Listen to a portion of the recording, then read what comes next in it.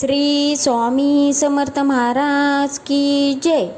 हे स्वामी भक्तांनो, आपले या चॅनेलमध्ये खूप खूप स्वागत आहे। आम्ही स्वामी सेवेकरी आज आपणास ऐकवणार आहे मुलांच्यावर संस्कार कसे असावेत।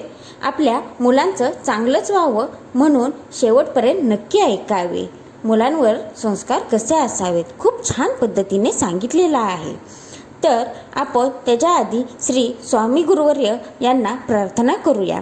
हे स्वामी गुरुवर्य, तुमचा कृपा आशीर्वाद कृपादृष्टी सदैव आमच्यावर निस्सीम राहू देत। तुमच्याबद्दलची श्रद्धा सदैव आमच्या मनात वास करू देत। सगळ्यांचं कल्याण करावं। काय चुकलं असेल तर आम्हाला माफ करावं। तुमचा वरद हस्त सदैव आमच्या मस्तकावर असू देत आणि आमचे मस्तक सदैव तुमच्या चरणी लीन असू देत। श्री स्वामी समर्थ। जय जय स्वामी समर्थ। चला तर आपण ऐकूया आता मुलांवरचे संस्कार कसे असावेत याबद्दल। एका साधकाने गुरुजींना आपला प्रश्न विचारला। आपल्या मुलांचं चांगलंच व्हावं हे प्रत्येक पालकांना वाटत असतं।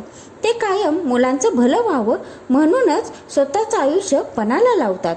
तरीही आजकालच्या बहुतांश घरात मुलांमध्ये योग्य संस्कार दिसून येत नाहीत। याचे कारण काय बरे गुरुजी? तर गुरुजींनी त्यांना खूप छान पद्धतीने सांगितले आहे। गुरुजी म्हणतात, अपेक्षा वाढीस लागल्या की इच्छा मरते। कारण त्या अपेक्षा कधी पूर्ण होतात तर कधी होत नाहीत। पूर्ण झाल्याच तर कदाचित ती वेळ निघून गेलेली असते। नाही झाल्या तर काय, तरीही वेळ निघून जातेच ना। गेलेल्या वेळेमुळे काय झाले बरे? तुमची इच्छा अपेक्षा हेच आमचे जीवन बनून राहिले आहे। मिळाल्याचा आनंद व न मिळाल्याचे दुःख कवटाळण्यातच मनुष्याच्या आयुष्याची शिदोरी संपते। पण अपूर्ण राहिलेल्या या इच्छांमधूनच अनुभव घ्यायचा असतो। या अनुभवातूनच शहाणपण शिकता येते। जगण्याचं बळ जर हवं असेल तर त्या कमळाकडे बघावं, ज्याला मिळवण्यासाठी मनुष्य चिखलात उतरतो, स्वतःला माखवून घेतो, पण ते कमळ मिळवून तो माता लक्ष्मीच्या चरणांवर वाहतो। मी चिखलात कसा जगू म्हणून कमळ उमललेच नाही तर त्याला लक्ष्मी मातेच्या चरणांवरची जागा कशी बरं मिळेल?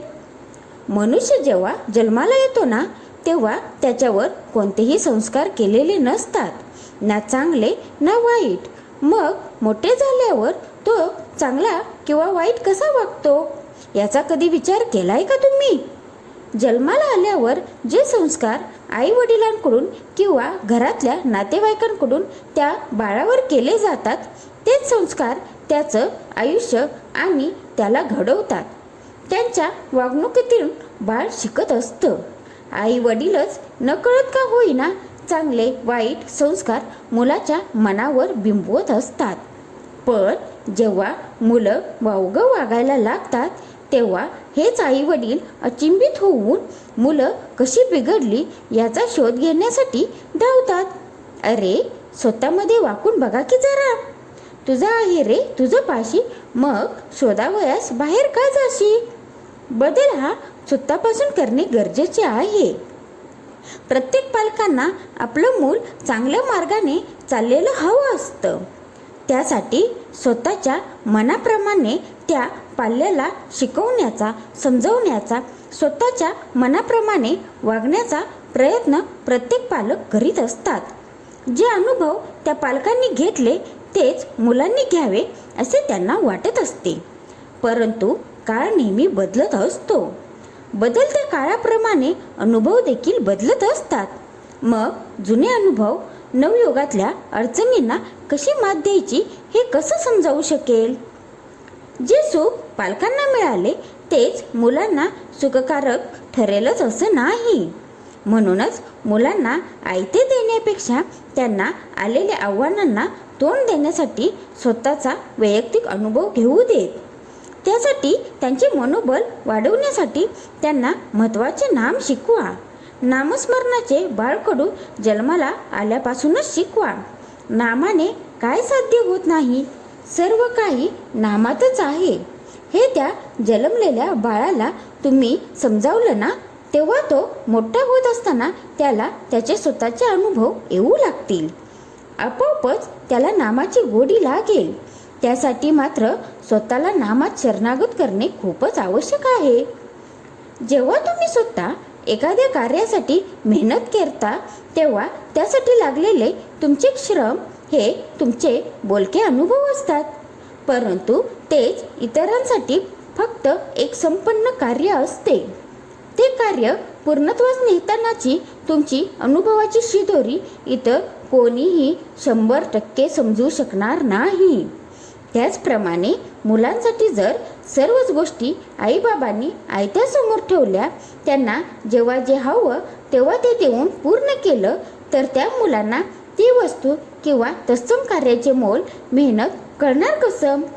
मुलांना कायम हवं ते मिळतच राहिलं तर वास्तविक जीवनामध्ये तुमच्या अप्रोक्ष जेव्हा त्यांना एखादे कार्य साधता येणार नाही, तेव्हा त्यांची मानसिकता किती खचेल याचा पालकांनी स्वतः विचार करावा.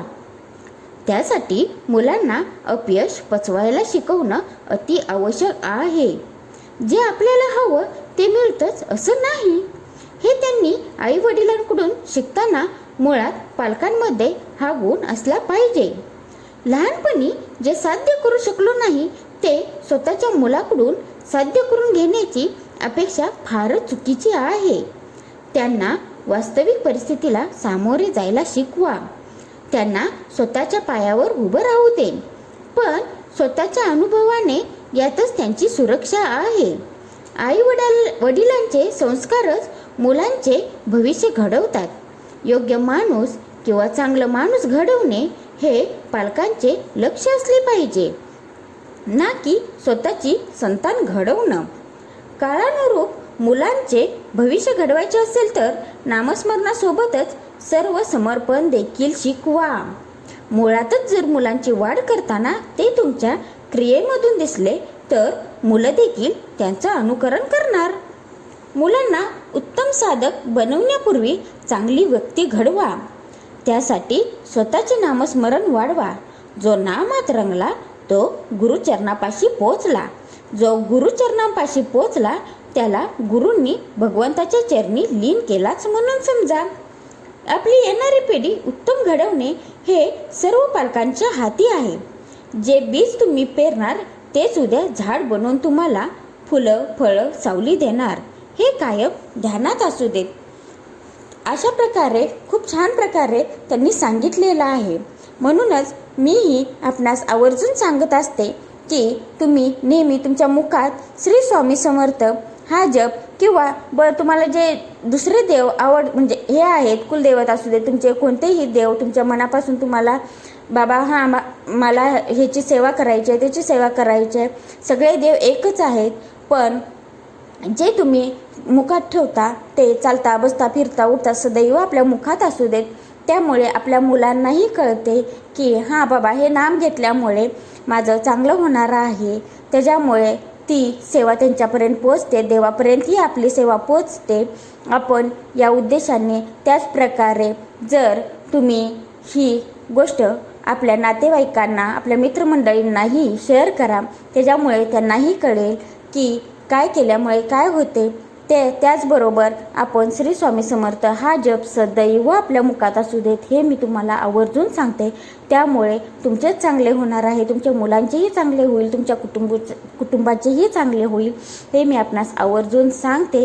त्याचे तुम्हाला अनुभव चांगले येतील. आणि संकट आले म्हणून कधीही ढळू नका, कारण स्वामी हे आधी परीक्षा घेतात पण नंतर एवढं देतात की तुमचे हातही अपुरे पडतात. ते घेण्यासाठी खूप चांगला अनुभव येतो आपणास परत.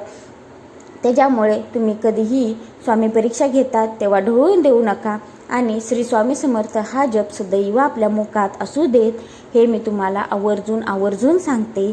श्री स्वामी समर्थ, जय जय स्वामी समर्थ. हे काही अवघड नाही म्हणायला. त्याचबरोबर आजची केलेली सेवा मी श्री स्वामींचरणी अर्पण करते. काय चुकलं असेल तर त्यांनी मला माफ करावे. श्री स्वामी समर्थ, जय जय स्वामी समर्थ.